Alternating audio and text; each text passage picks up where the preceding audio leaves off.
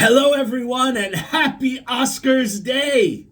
I am Cinephile Mike, your friendly neighborhood cinephile, and it is 95 days of award season posts at its end. We've reached it. 95 out of 95 days. Tonight is the Oscars. I hope you have enjoyed going on this journey with me, and thank you to everyone who's been following and giving me all the positive feedback. This has been a true honor to do what I've been doing. Now, let me say, while this is the end of this series, this is not the end of me or Cinephile Mike. I will be taking a short break for about 2 weeks, but then I am going to be back with some new, original, expanded content that I will be dropping hints to along the way, and I hope you will come back and join me as I continue to share everything I love about the cinema. Well, today I review the 54th title that has been nominated for an Oscar, the last one of the 95. I've hit all 54. I am ending with Charlotte Wells' Aftersun. Now, Aftersun has had a good run prior to Oscar. It was nominated for 3 Critics' Choice Awards for Best Actor, Best Screenplay, and Best Young Actor/Actress. It was nominated for 4 BAFTAs, Best Actor, Outstanding British Film of the Year, Casting, and the 4th nomination, which it won, was Outstanding Debut by a British Writer, Director, or Producer. Additionally, it had 5 nominations at the Independent Spirit Awards for Best Lead Performance, Best Breakthrough Performance, Best Cinematography, Best Editing, and the 5th one, which it won, was Best First Feature. Now, for Oscars, the sole nomination is for Paul Mescal for Best Actor. Aftersun is best described as a memory film.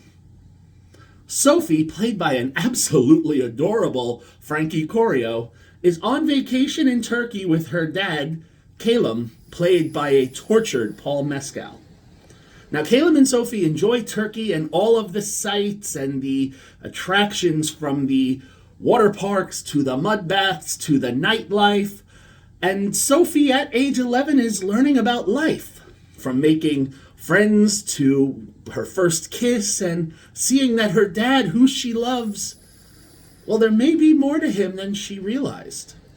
Now, while we don't learn a lot about her mom or what happened to cause her and Calum to separate, although it seems that it was amicable, mom is still in the picture. You know, she goes off back to mom, and we talked to mom once on the phone. We see how she struggles to come into her own. And we do also see Sophie in present day, who's kind of remembering this trip through memories, and they intercut the film that we're watching with video footage that was recorded on a video camera during the trip. So it's a very tender film that shows the challenging relationship between a father and a preteen daughter in those formative years as they navigate the waters and try to learn how to communicate with each other. Now, adding to this is Calum's frustration with him probably not being where he wants to be in the world. We see his internal struggle that plays out in some heartbreaking moments, which is pretty significant as to why Paul Mescal has been pretty much nominated for his role in almost all the major awards shows this season.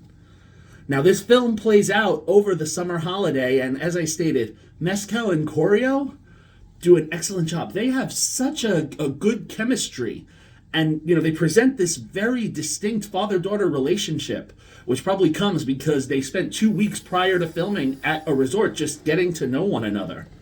We'll follow them on this journey as we see Sophie kind of come to terms with, who is my dad?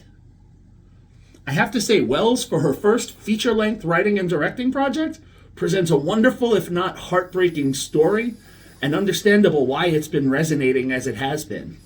Now, while the film doesn't follow its traditional structure with, a beginning, a middle, and an end, we just get this very unique snapshot into what at times almost felt like I could have been watching a documentary film. And the cinematography is gorgeous. The way that Turkey is presented is absolutely gorgeous, and the film and the footage, which takes place in the 90s, provided a nice nostalgic feel, especially for me, during one very fun resort scene involving the Macarena. and a karaoke performance of REM's Losing My Religion. Wells is definitely a director I'm going to keep my eye on, and I have no doubt that Mescal is going to continue forging a great career ahead. He seems to have mastered simplicity and the less is more approach to his performance. I easily give Aftersun a 5 out of 5 stars, and am happy to end this review series with such a strong film. Now, if you would like to watch Aftersun, as of this post, you can rent or purchase it on most digital platforms. There is no streaming information as of yet. All right, again, I say 95 films in 95 days. Thank you again so much for all of the support and joining me on this. And now we are all going to go and enjoy the Oscars. As a reminder, again, I will be back in 2 weeks with some fresh new content. But until then, this is Cinephile Mike saying, take a break and watch something new. Cheers!